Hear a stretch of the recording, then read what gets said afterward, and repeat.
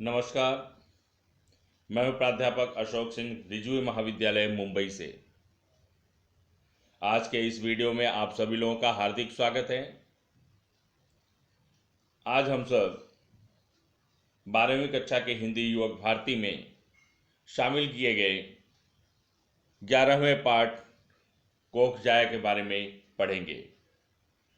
कोखजाया यह एक अनुदित साहित्य के अंतर्गत आने वाली कहानी है, जिसके मूल लेखक श्याम दरिहरे जी हैं और अनुवादक वैद्यनाथ झा जी हैं।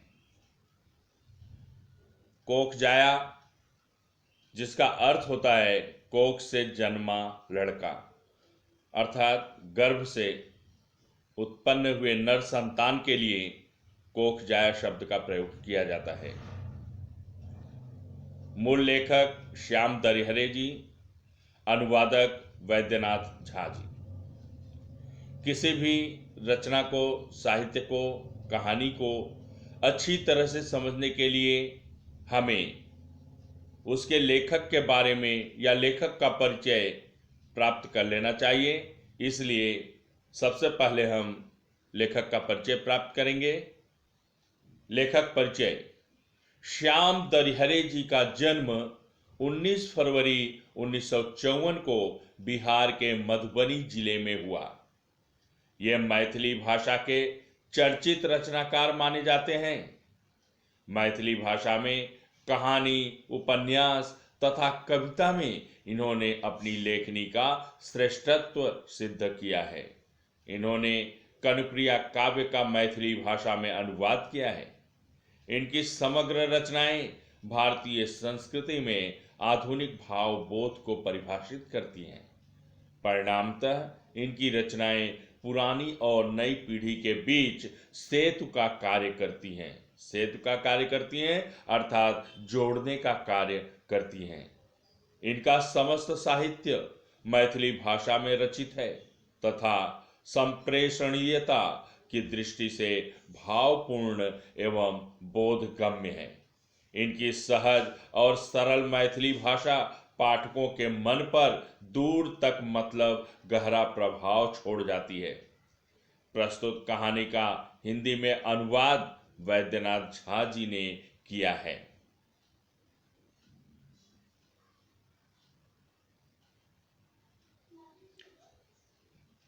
प्रमुख कृतियां।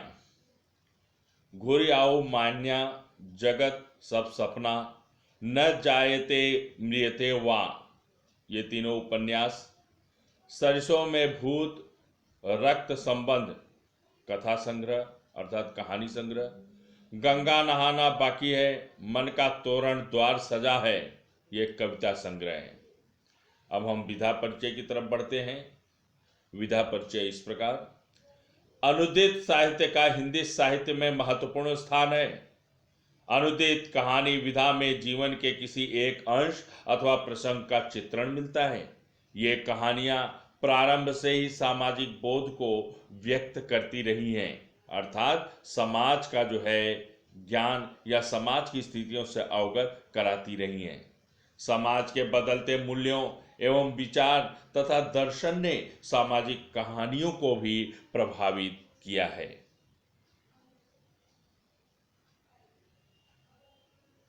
पाठ परिचय। वर्तमान मानव समाज के केंद्र में धन, विलासिता, सुख सुविधाओं को स्थान प्राप्त हो चुका है। पारिवारिक व्यवस्था में भी बहुत बड़ा बदलाव आ गया है। पैसे ने रिश्तों का रूप धारण कर लिया है, तो रिश्ते निरर्थक होते जा रहे हैं, अर्थात अपने मूल्य खोते जा रहे हैं। रिश्ते बेकार होते जा रहे हैं। रिश्तों के बीच पहले जैसे अहमियत या मधुर संबंध नहीं रह गए हैं। यही कारण है कि दिलीप अपने पिता की मृत्यु के पश्चात माँ पिता का घर बेचकर सारा पैसा अपने नाम कर लेता है और अपनी माँ को अपने साथ विदेश ले जाने के बदले हवाई अड्डे पर निराधार हालत में छोड़ जाता है। निराधार, बेसहारे के रूप में, अर्थात उन्हें अकेला छोड़ जाता है। माँ, जो एक आईएएस अधिकारी की पत्नी है, वृद्धाश्रम में रहने को अभिशप्त हो जाती हैं, अभिशप्त हो जाती हैं, शापित हो जाती हैं, अर्थात मजबूर हो जाती हैं, विवश हो जाती हैं, लाचार हो जाती हैं। उनकी उसके अलावा उनके पास दूसरा कोई चारा नहीं रह जाता है। शायद यही नियति है, उसको वो भाग्य मानना पड़ता है उनको, यही उनके भाग्य में या उनका प्रारब्ध है। आज के वृद्धों की आज के वृद्धों की लेखक के अनुसार मनुष्य की इस प्रवृत्ति को बदलना होगा और रिश्तों को सार्थकता प्रदान करनी होगी। यहाँ पर जो है ये बताया गया है, लेखक ने बतलाने का प्रयास किया है कि शायद आज के वृद्धों की यही नियति है। आज के जो वृद्ध हैं, आज के जो बुजुर्ग हैं, शायद उनके भाग्य में वृद्धाश्रम ही लिखा हुआ है। यहां पर जो है यह बतलाने का प्रयास किया गया है कि आज वर्तमान समय में जो नई पीढ़ी के लोग आते हैं, जो युवा पीढ़ी है, वो सिर्फ भोग विलास सुख सुविधाओं या भौतिकवाद, भौतिक सुखों को ही महत्व देते हैं और उसको पूरा करने के लिए पूरा प्रयास करते हैं। उनके लिए मानवीय संबंध या रिश्ते महत्व नहीं रखते। इसीलिए तो कहानी का जो पात्र दिलीप है, वह पिता की मृत्यु के बाद अपनी संपत्ति को, पिता की संपत्ति को बेच देता है औने पौने दाम पर, और मां को भी ढांढस देता है कि वो तो उनके साथ जो है विलायत जाएंगी, विदेश जाएंगी, लंदन जाएंगी, और उन्हें धोखा दे देता है। उन्हें हवाई अड्डे पर बैठा करके खुद जो है चला जाता है, चंपत हो जाता है। बेशक ऐसे कार्य से मां को धक्का लगा। उसके बाद किस तरह की त्रासदी उन्होंने झेला, या आज की परिवेश में, आज के परिवेश में, आज की परिस्थितियों में क्या हो रहा है, उसका लेखा जोखा, उसका जो है जीवंत वर्णन यहां पर लेखक ने किया है। तो चलिए हम लोग जो है कहानी की तरफ बढ़ते हैं।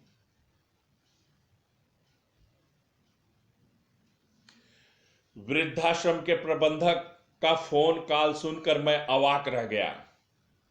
वृद्धाश्रम जहां पर गंगा मिश्र जी हैं, जिसे बेटे दिलीप ने छोड़ दिया था, और वृद्धाश्रम में जहां पे ओल्ड एज होम कहते हैं, जहां पर बूढ़े या बुजुर्ग लोगों के रहने की व्यवस्था की जाती है, वहां के प्रबंधक, प्रबंधक का अर्थ होता है मैनेजर, व्यवस्थापक, का फोन कॉल सुनकर मैं अवाक रह गया। मैं कौन? यहां पर इस कहानी में रघुनाथ चौधरी, जो कि गंगा मिश्र की बहन का बेटा है, वो हैरान रह जाते हैं, शॉक्ड। मौसी इस तरह अचानक संसार से चली जाएंगी, संसार से चली जाएंगी अर्थात मर जाएंगी, उनका स्वर्गवास हो गया है, इसका अनुमान नहीं था। ऑफिस से अनुमति लेकर तुरंत विदा हो गया। अनुमति अर्थात आदेश, परवानगी, परमिशन लेकर वे तुरंत विदा हो गए, अर्थात आश्रम की तरफ चल दिए। संग में पत्नी और 4 सहकर्मी भी थे, सहकर्मी साथ में काम करने वाले। मन बहुत दुखी हो रहा था। ओह, भगवान भी कैसी कैसी परिस्थितियों में लोगों को डालते रहते हैं। परिस्थिति, हालात, परिवेश। भगवान, भगवान का पर्यायवाची आपको पूछा जा सकता है, समानार्थी शब्द, ईश्वर, परमात्मा, परमेश्वर। गाड़ी में बैठे बैठे मुझे उस दिन की याद हो आई जब मैं पहली बार वृद्धाश्रम में मौसी से मिलने आया था। पूछते पूछते जब मैं वृद्धाश्रम पहुंचा था तो दिन डूबने को था। दिन डूबने को था मतलब शाम होने वाली थी, सूर्य अस्त होने वाला। शहर से कुछ हटकर बना वृद्धाश्रम का साधारण सा घर देखकर आश्चर्य लगा कि भारत सरकार के पूर्व वित्त सचिव की विधवा इस वृद्धाश्रम में किस प्रकार गुजारा कर रही होंगी। संपूर्ण जीवन बड़ी बड़ी कोठियों बंगलों में रहने वाली मौसी अंतिम समय में शहर से दूर 10-20 अनजान बूढ़ी अनाथ महिलाओं के साथ किस प्रकार रहती होंगी। ऐसी जिंदगी की तो उसे कल्पना तक नहीं रही होगी। मैंने सोचा था, अर्थात रघुवीर चौधरी ने सोचा था कि किस तरह से पहली बार जब वो वृद्धाश्रम आ रहे थे, तब उन्होंने अपनी मौसी के बारे में सोचा कि किस तरह से वो वहां पर अपना जीवन यापन करेंगी, क्योंकि उन्होंने तो सपने में भी इस तरह से जीवन यापन के बारे में नहीं सोचा होगा। सामने एक बोर्ड लगा था जिस पर अंग्रेजी में लिखा था मातेश्वरी महिला वृद्धाश्रम। यह वृद्धाश्रम का नाम है जहां पर रघुनाथ चौधरी की मौसी गंगा मिश्र रह रही थी। दीवार पर एक स्विच लगा हुआ दिखा। उसको दबाने से लगा कि अंदर कोई घंटी घनघना उठी। कुछ ही पलों के बाद फाटक का छोटा सा भाग खिसकाकर एक व्यक्ति ने पूछा, क्या बात है श्रीमान? मुझे मिसेज गंगा मिश्र से मिलना है। मैंने कहा, मिसेज गंगा मिश्र ये रघुनाथ चौधरी की मौसी का नाम है। आपका नाम रघुनाथ चौधरी? ठीक है, आप यहीं प्रतीक्षा कीजिए, इंतजार कीजिए, मैं उनसे पूछ लेता हूं कि वे आपसे मिलना चाहती हैं या नहीं। यह कहकर उस व्यक्ति ने फाटक फिर से बंद कर लिया। मौसी से मिलने के लिए, अर्थात मिसेज गंगा मिश्र से मिलने के लिए दूसरे लोग भी आया करते थे, लेकिन मौसी किससे मिलना चाहती थी या वो कुछ लोगों से नहीं मिलती थी। इसलिए यहां पर जो है रघुनाथ चौधरी को कह करके जाता है कि वो आपसे मिलना चाहती हैं या नहीं, मैं पूछ करके आता हूं। लगभग 10 मिनट तक मैं कार में बैठा प्रतीक्षा करता रहा, इंतजार करता रहा। तब जाकर वह गेट खुला और मैं कार सहित अंदर दाखिल हुआ। बाहर से बहुत छोटा दिखने वाला यह वृद्धाश्रम अंदर से काफी बड़ा था। मन में संतोष हुआ कि मौसी अनजान लोगों के बीच तो अवश्य पड़ गई हैं, परंतु व्यवस्था बुरी नहीं है। कार पार्क करने के बाद उस व्यक्ति के साथ विदा हुआ। मिसेज गंगा मिश्रा जिस दिन से यहां आई हैं, तब से आप प्रथम व्यक्ति हैं जिनसे उन्होंने मिलना स्वीकार किया है। वह व्यक्ति चलते चलते कहने लगा, कैसे कैसे लोग कई कई दिनों तक आकर गिड़गिड़ाते रहे और लौट गए, परंतु मैडम टस से मस नहीं हुई। टस से मस नहीं हुई अर्थात अपने आप पे अडिग रही, अपनी बातों पर टिकी रही, किसी की भी नहीं सुनी हो।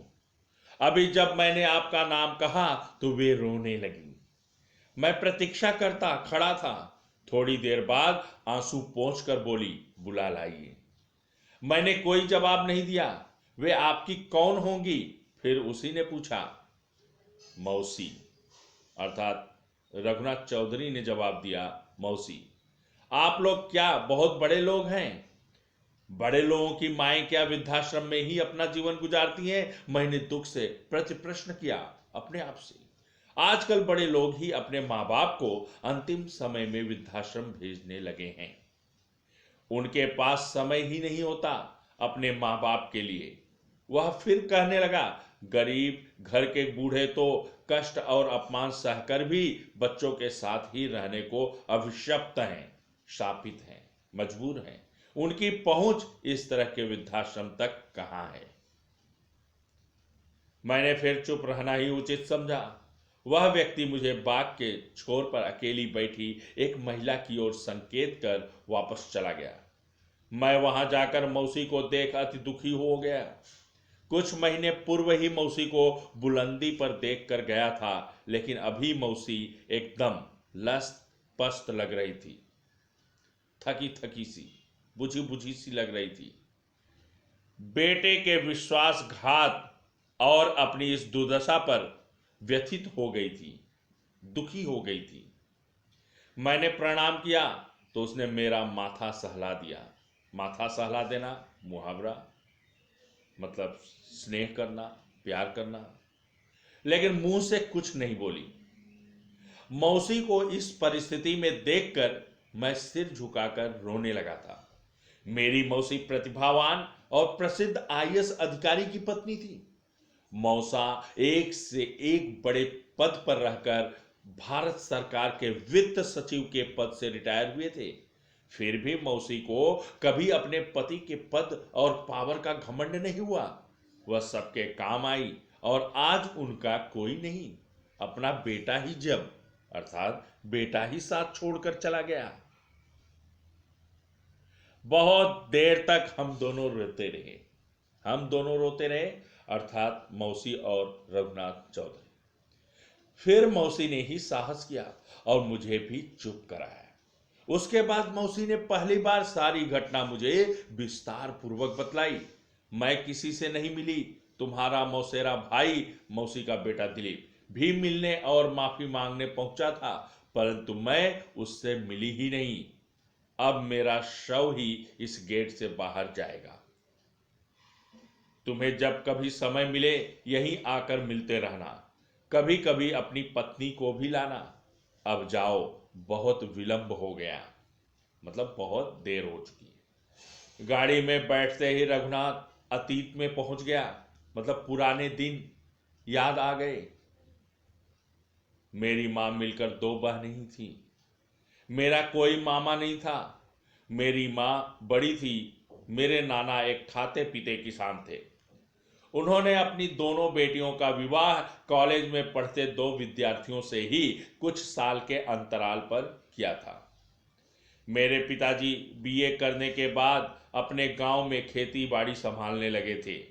मौसा पढ़ने में प्रतिभाशाली, टैलेंटेड, गुणवान। वे अंततः आईएएस की प्रतियोगिता परीक्षा में सफल हो गए।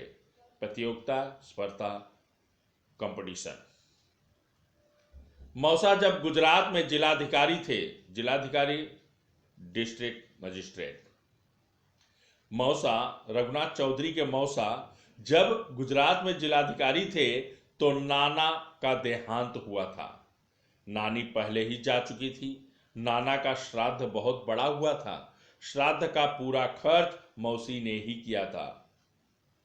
मेरी मां की उसने एक नहीं सुनी थी। नाना की संपत्ति का अपना हिस्सा भी मौसी ने मेरी मां को लिखकर सौंप दिया था।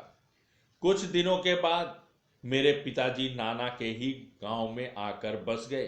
अब हम लोगों का गांव नाना का गांव ही है, इसलिए मौसी से संबंध कुछ अधिक ही गाढ़ा है, मतलब उनके साथ कुछ गहरा संबंध है। मेरी पढ़ाई लिखाई में भी मौसी का ही योगदान है। मौसी का बेटा दिलीप हमसे 8 वर्ष छोटा था। वह अपने माँ बाप की इकलौती संतान था। वह पढ़ने में मौसा की तरह ही काफी प्रतिभावान था। मैं पढ़ लिख कर नौकरी करने लगा। मौसी से भेंट मुलाकात कम हो गई। दिलीप का एडमिशन जब एम्स में हुआ था तो मौसा की पोस्टिंग दिल्ली में ही थी। उसने मेडिकल की पढ़ाई भी पूरे ऐशो आराम के साथ की थी, अर्थात सुख सुविधाओं से संपन्न। आगे की पढ़ाई के लिए वह लंदन चला गया। एक बार जो वह लंदन गया तो वहीं का होकर रह गया। जब तक विवाह नहीं हुआ था तब तक तो आना जाना प्रायः लगा रहता था। विवाह के बाद उसकी व्यस्तता बढ़ती गई तो आना जाना भी कम हो गया। मौसी भी कभी कभी लंदन आती जाती रहती थी। मौसी जब कभी अपनी ससुराल आती थी तो नैहर भी अवश्य आती थी। एक बार गांव में अकाल पड़ा था, सूखा, ड्रॉट। वह अकाल दूसरे वर्ष भी दोहरा गया, मतलब दूसरे वर्ष भी सूखा पड़ा रहा। पूरे इलाका में हाहाकार मच गया, अफरा तफरी मच गई। भूख से लोग व्यथित हो उठे, खाने के मोहताज हो गए, अनाज की कमी। मौसी उन लोगों की हालत देखकर द्रवित हो गई। उनका हृदय पसीज उठा, मन में सहानुभूति की भावना जाग उठी। उसने अपनी ससुराल से सारा जमा अन्न मंगवाया और बाजार से ही आवश्यकता अनुसार क्रय करवाया। तीसरे ही दिन से भंडारा खुल गया। मौसी अपने गांव की ही नहीं बल्कि पूरे इलाके की आदर्श बेटी बन गई थी। मैं बर्लिन में ही था कि यहाँ बहुत कुछ घट गया। जीवन के सभी समीकरण उलट पुलट गए। मौसा अचानक हृदय गति रुक जाने के कारण चल बसे। हृदय गति रुक जाने के कारण मतलब हार्ट अटैक आ जाने के कारण चल बसे, मर गए। मौसी का जीवन एकाएक ठहर सा गया, रुक सा गया। मौसी का अंतिम संस्कार दिलीप के आने के बाद संपन्न हुआ था और मौसा का श्राद्ध उनके गांव में जाकर संपन्न किया गया। वे लोग जब गांव से वापस आए तो दिलीप का रंग ढंग बदला हुआ था। उसके व्यवहार में बदलाव था। वह पहले मौसा की पेंशन मौसी के नाम से ट्रांसफर करवाने और लंदन ले जाने के लिए वीजा बनवाने के काम में लग गया और उसी के बहाने उसने मौसी से कई कागजातों पर हस्ताक्षर करवा लिए। मौसी उसके कहे अनुसार बिना देखे सुने, बिना सोचे समझे, बिना पढ़े हस्ताक्षर करती रही। उसे भला अपने ही बेटे पर संदेह करने का कोई कारण भी तो नहीं था। जब तक वह कुछ समझ पाती उसका जमीन मकान सब हाथ से निकल चुका था। दिलीप ने धोखे से उस मकान का सौदा 8 करोड़ रुपए में कर दिया था, उसे बेच दिया था। मौसी को जब इसका पता चला तो उसने एक बार विरोध तो किया, परंतु दिलीप ने यह कहकर चुप करा दिया, जब तुम भी मेरे साथ लंदन में ही रहोगी तो फिर यहां इतनी बड़ी संपत्ति रखने का कोई औचित्य नहीं है। दिलीप ने लंदन यात्रा से पूर्व घर की लिखा पढ़ी समाप्त कर ली। घर की सारी संपत्ति औने पौने दामों में बेच डाली। औने पौने दामों में बेच डाली मतलब जो है उचित कीमत से कम दाम में। मौसी अपनी सारी गृहस्थी नीलाम होते देखती रही, उसे बिकते देखती रही। उसकी आंखों से आंसू पोंछने का समय किसी के पास नहीं था। जैसे जैसे उसकी गृहस्थी संपत्ति नीलाम हो रही थी, बेची जा रही थी, उसके आंखों से आंसू, दुख के आंसू निकल रहे थे और उसके आंसू जो है कोई पोंछने वाला नहीं था, उसके दुख को समझने वाला नहीं था। वे तो रुपए सहेजने में व्यस्त थे। उनका बेटा दिलीप रुपया इकट्ठा करने में व्यस्त था। बाप का मरना दिलीप के लिए लॉटरी निकलने जैसा था। जैसे उसकी लॉटरी लग गई हो, वो माला माल होना चाहता था। उसे लंदन में अपना घर खरीदने में आसानी हो जाने की प्रसन्नता थी, खुशहाली थी। वह अपने प्रोजेक्ट पर काम करता रहा और मौसी पल पल उजड़ती रही। फिर लंदन यात्रा की तिथि आ गई। सभी लोग 2 टैक्सियों में एयरपोर्ट पहुंचे। अंदर जाने के बाद मौसी को एक कुर्सी पर बिठाते हुए दिलीप ने कहा, तुम यहीं बैठो, हम लोग लगेज जांच और बोर्डिंग कराकर आते हैं। इमिग्रेशन के समय सब साथ हो जाएंगे। और जब काफी समय बीत गया तो उसे चिंता होने लगी कि बेटा बहू कहाँ चले गए, लगेज में कोई झंझट तो नहीं हो गया। वह उठकर अंदर के गेट पर तैनात सिक्योरिटी के पास जाकर बोली, मेरा बेटा दिलीप मिश्रा लंदन के फ्लाइट में बोर्डिंग कराने गया था, मुझे यहीं बैठने बोला था, परंतु उसे गए बहुत देर हो गई है। वह कहाँ है, इसका पता कैसे चलेगा? आपका टिकट कहाँ है? सिक्योरिटी ने पूछा। मेरा भी टिकट उसी के पास है। आपकी फ्लाइट कौन सी है? British Airways. ठीक है, आप बैठिए, मैं पता लगाकर आता हूं। कहकर वह अफसर बोर्डिंग काउंटर की ओर बढ़ गया। मौसी फिर उसी कुर्सी पर आकर बैठ गई। थोड़ी देर के बाद एक सिपाही आकर मौसी से बोला, मैडम, आपको हमारे सिक्योरिटी इंचार्ज अफसर ने ऑफिस में आकर बैठने को बुलाया। ऐसा क्यों? मौसी ने आश्चर्य से कहा। मुझे पता नहीं है, सिपाही बोला। मौसी का मन किसी अनहोनी आशंका से अकुला उठा, व्याकुल हो उठा, बेचैन हो उठा। वह विदा होने लगी, जाने लगी, तो उस सिपाही ने पूछा, आपका लगेज कौन सा है? अब मौसी की नजर पहली बार बगल में दूसरी ओर घुमाकर रखी एक ट्रॉली की ओर गई। उस पर मात्र उसका सामान इस प्रकार रखा था ताकि उसकी नजर सहज रूप से अर्थात आसानी से उस पर नहीं पड़े। वह सिपाही ट्रॉली चलाते हुए मौसी के साथ चल पड़ा। सिक्योरिटी ऑफिस में 7-8 अफसर जमा थे। सभी चिंतित दिखलाई दे रहे थे। मौसी के प्रवेश करते ही वे सभी उठकर खड़े हो गए। मौसी को बहुत आश्चर्य हुआ कि उन लोगों को मेरा परिचय कैसे पता चल गया। मौसी के बैठने के बाद एक अफसर बोला, मैडम, मैं आपको एक दुख की बात बताने जा रहा हूं।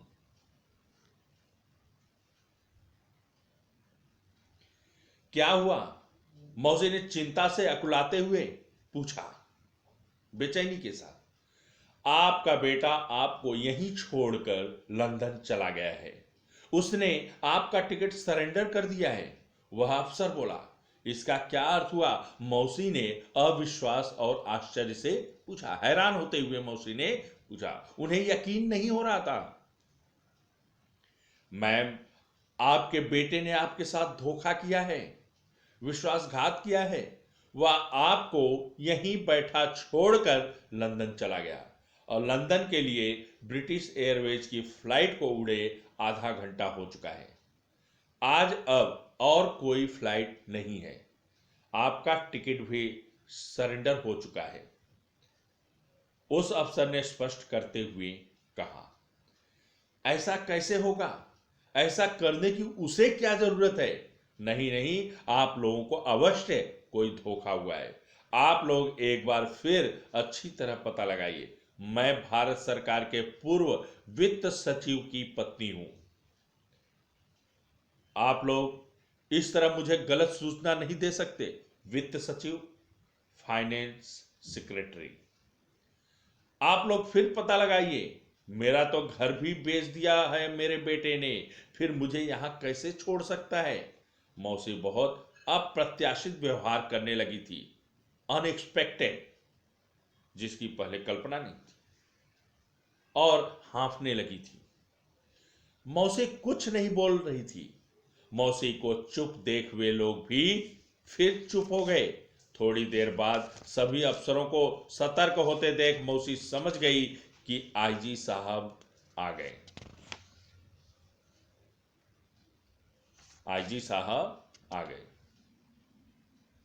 आईजी साहब ने आते ही हाथ जोड़कर मौसी को प्रणाम किया और बोले, मैडम, मेरा नाम है अमित गर्ग। मिश्रा सर जब इंडस्ट्री डिपार्टमेंट में अर्थात विभाग में थे तो मैं उनके अधीन कार्य कर चुका हूं। मिश्रा सर का बहुत उपकार है इस विभाग पर। मुझे सब कुछ पता चल चुका है। आपका आदेश हो तो दिलीप को हम लोग लंदन एयरपोर्ट पर ही रोक लेने का प्रबंध कर सकते हैं। गर्ग साहब को देखते ही मौसी उन्हें पहचान गई थी, परंतु चुप ही रही। बहुत आग्रह करने पर वह बोली, मैं किसी अच्छे वृद्धाश्रम में जाना चाहती हूं। आप लोग यदि उसमें मेरी सहायता कर दें तो बड़ा उपकार होगा। गर्ग साहब ने अपने वचन का पालन किया।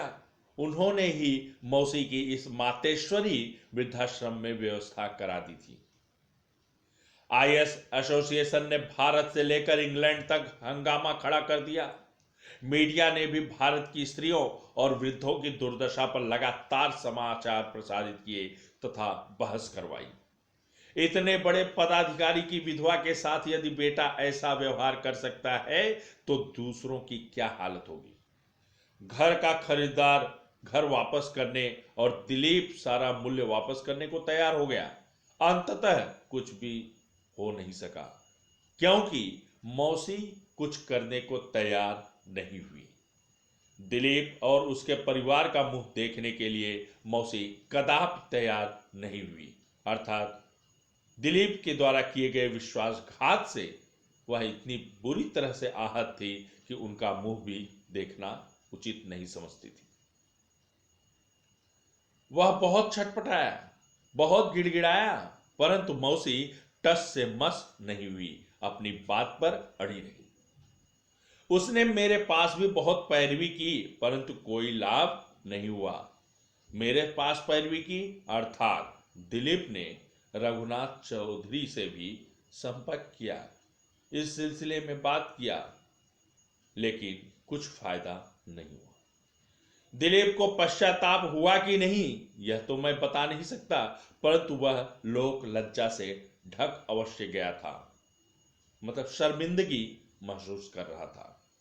उसके बाद मैं प्रयास करने लगा कि इतनी बड़ी घटना के बाद भी मौसी का विश्वास जीवन के प्रति बचा रहे। इसलिए रघुनाथ चौधरी फिर प्रत्येक रविवार पत्नी के साथ मौसी से मिलने आने लगा था। प्रत्येक भेंट में मौसी एक सोहर अवश्य गाती थी और गाते गाते रोने लगती थी। सोहर हमारे भारतीय समाज में, भारत देश में, जब किसी के घर नर संतान अर्थात लड़का जन्म लेता है, तब सोहर अर्थात एक लोकगीत गाने की प्रथा है।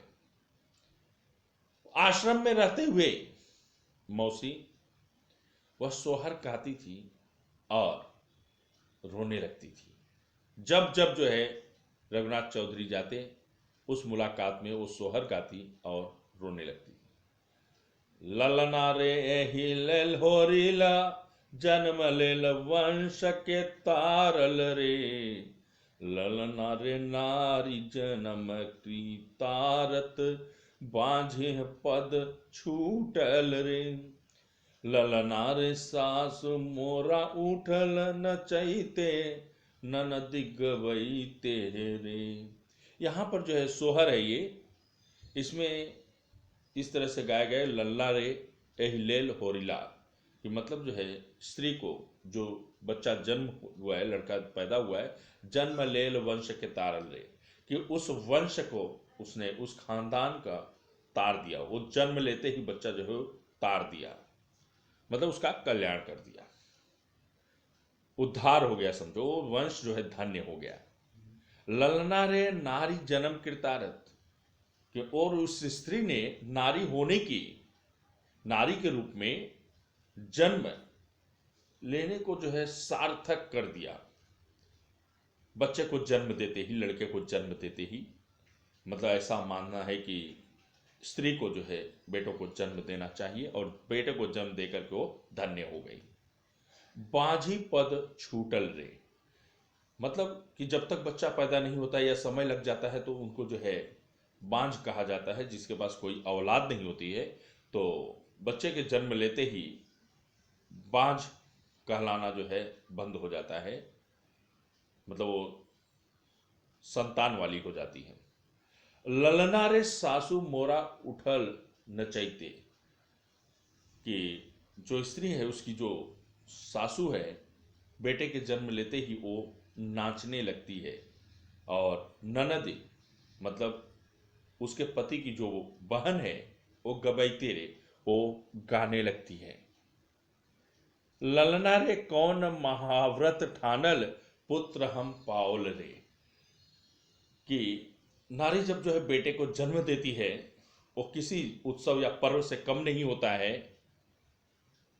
और पूर्व जन्मों का या पुण्य कर्म की बदौलत जो है एक पुत्र की प्राप्ति होती है। तो इस तरह से, इस तरह के जो है विचारों से समाहित या भाव को लिए हुए ये लोकगीत गाते हैं, जिसमें खुशियां होती हैं, जश्न होता है। घर में लड़के के जन्म होने पर इस भारतीय समाज में, संस्कृति में इस तरह के सोहर गाने की प्रथा है, अर्थात लड़के के जन्म पर खुशियां मनाने की प्रथा है, और ये सदियों से चली आ रही है। तो जो गंगा मिश्र हैं, अर्थात रघुनाथ चौधरी की मौसी, जो अपने पति की मृत्यु के पश्चात और बेटे दिलीप के द्वारा मिले विश्वासघात के बाद वृद्धाश्रम में रह रही हैं, उनसे मिलने के लिए जब भी रघुनाथ चौधरी जाते हैं तो मुलाकात में जो है मौसी पहले सोहर गाती हैं और सोहर गाते गाते फिर रोने लगती हैं। आगे बढ़ते हैं। मेरी पत्नी भी मौसी के संग सोहर गाने और रोने में मौसी का साथ देती थी। मैं भावुक होकर बगीचे की ओर निकल जाता था। आज अब उस अध्याय का अवसान हो गया है। मतलब वह अध्याय, वो चैप्टर क्लोज हो गया है, खत्म हो गया है। कैसे? मौसी की मृत्यु के बाद। मतलब ये कि अब ये अगर आश्रम में आते हैं तो ये सिलसिला नहीं चलेगा, क्योंकि मौसी अब इस दुनिया में नहीं रही। मौसी लगभग 7 वर्ष इस आश्रम में बिताकर आज संसार से चली गई हैं और इस अवधि में वह एक दिन भी चार दीवारी के बाहर नहीं गई हैं। मतलब चार दीवारी जो वृद्धाश्रम का कंपाउंड है, दीवार है, संकुल है, उससे बाहर नहीं निकली हैं। एक बार जो अंदर आई तो आज अब उसका मतलब ये कि उसका शव, शुरुआत में ही उन्होंने कहा था, तो उनका शव जो है वहां से बाहर जा रहे हैं। ट्रस्ट के सचिव ने मुझे एक लिफाफा देते हुए कहा, सचिव सेक्रेटरी, वृद्धाश्रम का जो ट्रस्ट है उस ट्रस्ट के सेक्रेटरी ने एक लिफाफा देते हुए कहा, गंगा मैडम दाह संस्कार करने का अधिकार आपको देकर गई हैं। आपको देकर गई हैं अर्थात रघुनाथ चौधरी को। शेष आप इस लिफाफे को खोलकर पढ़ लीजिए।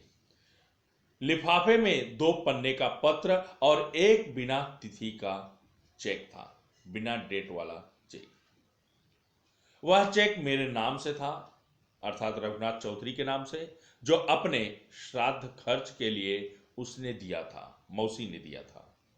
पत्र के अंत में मौसी ने लिखा था, अपनी कोख का जाया बेटा मुझे जिंदा ही मारकर विदेश भाग गया। अपनी कोख का जाया बेटा, अपनी कोख से पैदा किया हुआ जो बेटा है वो मुझे जिंदा ही मारकर विदेश भाग गया और तुमने अंत तक मेरा साथ दिया। तुम्हें देखकर सदा मेरा विश्वास जीवित रहा कि सभी संतानें एक जैसी नहीं होती हैं और इसी विश्वास के सहारे इस संसार से जा रही हूं कि जब तक एक भी सपूत संसार में रहेगा, सपूत अर्थात लायक बेटा, अच्छा बेटा, तब तक माएं हजार कष्ट सहकर भी संतान को जन्म देती रहेंगी, अर्थात संतान पर उनका विश्वास बना रहेगा और संसार चलता रहेगा। इसका श्रेय मां और सपूत दोनों को है। तुम्हारे जैसा पुत्र भगवान सबको दे। इन पंक्तियों को पढ़कर मैं अपने को और अधिक नहीं रोक सका। मैं जोर जोर से रोने लगा। मेरी पत्नी भी फूट फूट कर रो पड़ी। फूट फूट कर रोना, जोर जोर से रोना। वह रोते रोते गाने भी लगी, ललना रे ए हिलेल हो रीला, जन्म लेल वंश के तारल रे। जो सोहर जो है अक्सर मुलाकात के समय मौसी गाया करती थी और वही अंत में रघुनाथ चौधरी की पत्नी भी गाती है उनकी याद में, उनकी स्मरण में। प्रस्तुत कहानी रक्त संबंध कहानी संग्रह से लिया गया है। कहानी के मुख्य पात्र गंगा मिश्रा, दिलीप, रघुनाथ चौधरी और अमित गर्ग साहब हैं। इस तरह से हमने कहानी पढ़ा। यह एक अनुदित साहित्यिक कहानी जिसके लेखक जो है वैद्यनाथ झा, जिसके अनुवादक वैद्यनाथ झा जी हैं और मूल लेखक श्याम दरिहरे जी हैं। बहुत ही अच्छी कहानी है। वर्तमान समाज के जीवित चित्र को, सजीव चित्र को इसमें जो है अंकित करने का प्रयास किया गया है। शब्दार्थ देख लेते हैं। अवाक, चुप, कुछ न बोलना। अपशब्द, शापित, जिसे कोई शाप मिल गया है। नहर, मायका, पीहर। क्रय, खरीदना, औने पौने दामों में, कम दामों में। सहेजना, बटोरना। अच्छी तरह से समेट कर रखना, अकुलाना, व्याकुल होना, बेचैन होना, अप्रत्याशित, अनअपेक्षित आशा के विरुद्ध, पैरवी समर्थन में स्पष्टीकरण देना, होरिला, बेटा, नवजात शिशु, नवजात शिशु जो नया न्यूली बॉर्न चाइल्ड।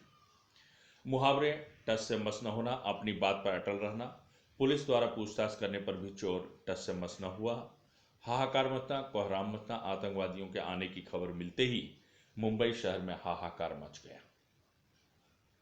द्रवित हो जाना, मन में दया करुणा उत्पन्न होना, श्रमिकों की दयनीय हालत देखकर मन द्रवित हो जाता है, चल बसना, मृत्यु होना, कोरोना की घातक बीमारी के कारण सेठ घसीटाराम दुनिया से चल बसे। अब हम स्वाध्याय की तरफ आ जाते हैं। स्वाध्याय में ये पाठ्य पुस्तक पर आधारित स्वाध्याय है। आकलन, परिणाम लिखिए। मौसा अचानक चल बसे। मौसी का जीवन एकाएक ठहर सा गया। दिलीप उच्च शिक्षा के लिए लंदन चला गया, वहीं का होकर रह गया। कृति पूर्ण कीजिए। बोर्ड पर लिखा वृद्धाश्रम का नाम मातेश्वरी महिला वृद्धाश्रम। दिलीप और रघुनाथ का रिश्ता मौसेरा भाई। शब्द संपदा, तद्धित शब्द लिखिए। बूढ़ा बुढ़ापा, मानव मानवता, माता मातृत्व, अपना अपनत्व या अपनापन। अभिव्यक्ति, स्वमत अभिव्यक्ति, अपने विचार प्रस्तुत करने के लिए। कोख जाया कहानी का उद्देश्य स्पष्ट कीजिए।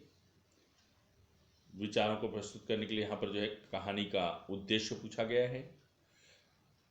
कोख जाया कहानी का उद्देश्य आज के समाज की सच्चाई को दर्शाना है।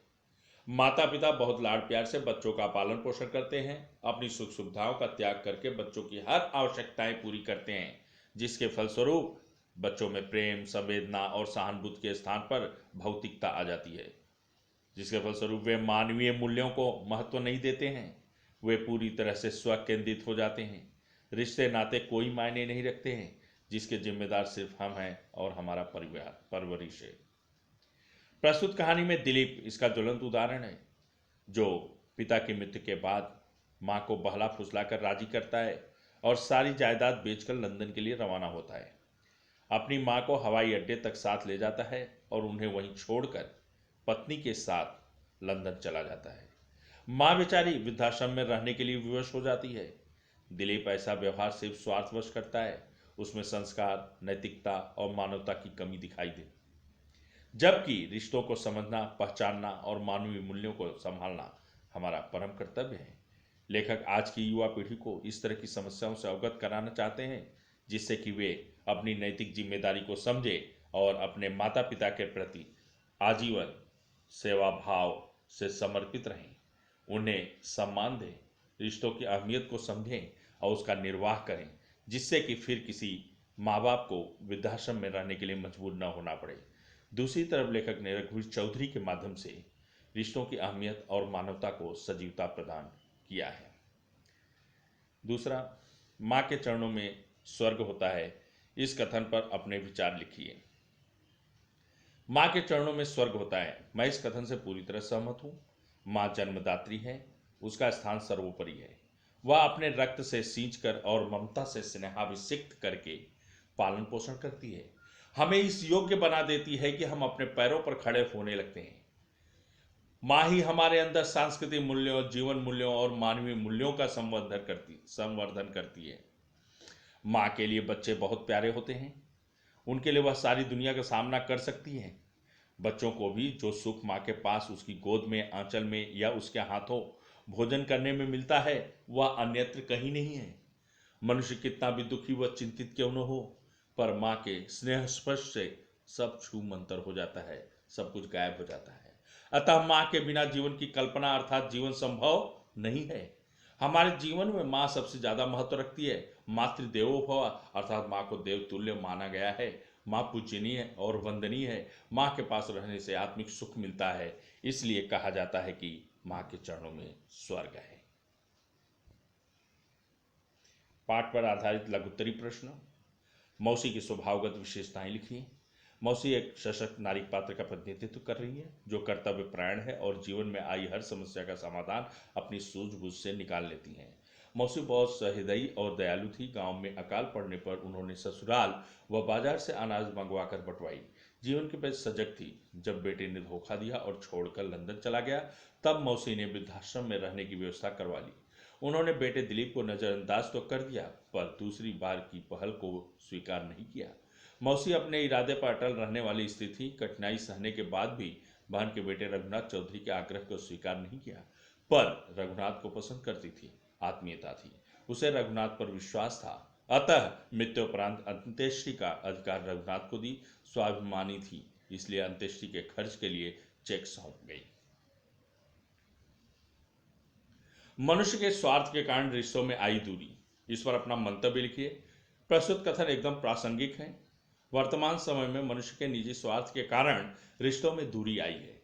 दरअसल मनुष्य पूरी तरह से स्व केंद्रित हो जाता है। निजी सुखों व भौतिकता को ही महत्व देने लगता है। धन दौलत व संपत्ति के मोह में अंधा हो जाता है। उसमें अच्छे बुरे की समझ नहीं रह जाती, जिसका मुख्य कारण मनुष्य का चारित्रिक और नैतिक पतन है। दूसरी तरफ संस्कार और शिष्टाचार के अभाव में भी अनबन होता रहता है। मनुष्य सिर्फ अपना भला चाहने लगता है। उसके अंदर लालच आ जाती है, जिसके कारण अमानवीय व्यवहार करने लगता है। इस अमानवीयता के कारण रिश्तों में दरारें आ जाती हैं। अविश्वास और असुरक्षा के कारण रिश्तों में दूरियां बढ़ जाती हैं, जिसका मूल कारण मनुष्य का निजी स्वार्थ होता है। इसीलिए तो पति पत्नी, बाप बेटे और भाई भाई में भी वैमनस्य बढ़ने लगा है। साहित्य संबंधी सामान्य ज्ञान जानकारी लिखी। कोकजाया कहानी के हिंदी अनुवादक का नाम वैद्यनाथ झा। कहानी विधा की विशेषता, कहानी हिंदी साहित्य में गद्य लेखन की एक महत्वपूर्ण विधा है। 19वीं सदी में इस विधा का विकास हुआ। संक्षिप्तता, रोचकता और एक सूत्रता कहानी की विशेषताएं हैं। कहानी में वास्तविकता का पुट देने के लिए देश काल अथवा वातावरण का प्रयोग किया जाता है। प्रस्तुतिकरण के ढंग में कलात्मकता लाने के लिए उसको अलग अलग भाषा व शैली से सजाया जाता है। कहानी में केवल मनोरंजन ही नहीं होता, अपितु उसका एक निश्चित उद्देश्य भी होता है। निम्न उपसर्गों से प्रत्येक के 3 शब्द लिखिए। अति, अतिक्रमण, अतिरिक्त, अतिसार, अतिशय, अतिरंजित। निकृष्ट, निसर्ग, नियम, निगम, निनाद, निबंध। परा, पराकाष्ठा, परामर्श, पराजित, पराजय, परावलंबी। विसंगति, विजय, विज्ञान, विघटन, विसर्जन। अभिभावक, अभियान, अभिनय, अभिमान, अभिव्यक्ति। प्रस्थान, प्रदेश, प्रदीप, प्रसाद, प्रमुख, प्रमोद। अविवेक, अजय, अमर, अमोद, अशोक, अशुभ। अधपका, अधजला, अधबीज, अधबना, अधजमा, अधजल। भर, भरपूर, भरसक, भरमार, भरतार, भरलोक, भरकम। कुपात्र, कुमार्ग, कुसंग, कुबुद्धि, कुमाता, कुमार। निम्न प्रत्ययों से प्रत्येक के 3 शब्द लिखिए। प्यासा, भूखा, सूखा, प्यारा। या, पुरबिया, सांवरिया, गुलबिया, लोबानिया, मेहरिया, सेवकिया। ज्ञानी, न्यायी, शरारती, अमीरी, गरीबी, स्वदेशी, विदेशी। भारतीय, सराहनीय, राष्ट्रीय, निंदनीय, मानवीय। इला, भड़कीला, चमकीला, रोबीला, जहरीला, पथरीला। ढालू, दुधारू, बाजारू, बिकाऊ, टिकाऊ। मय, जलमय, सुगंधमय, अंधकारमय, प्रवाहमय, मोहमय, सुखमय। वान, गुणवान, दयावान, भाग्यवान, बलवान, धैर्यवान, गाड़ीवान। वर, नामवर, गुरुवर, बंधुवर, मान्यवर। दार, धारदार, जालीदार, पानीदार, दुकानदार, ईमानदार, वफादार।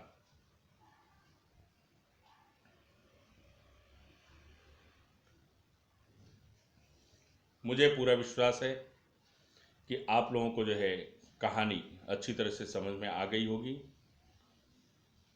बहुत ही अच्छी कहानी है। कहानी के पात्रों के नाम याद रखिए। प्रसंग और घटना 2 बार पढ़ने पर अपने आप याद हो जाएगी। परीक्षा के दृष्टिकोण से मुहावरे और शब्दावली और मुख्य घटना व घटनाक्रम पर ध्यान देना है। शब्द संपदा की तैयारी करनी है। यदि पढ़ाई करते समय या वीडियो सुनने पर कुछ नहीं समझ में आता है, कुछ कठिनाई है, तो आप वीडियो के नीचे कमेंट बॉक्स में कमेंट करके मुझे अवगत कराएं। धन्यवाद। मेरी शुभकामनाएं आपके साथ।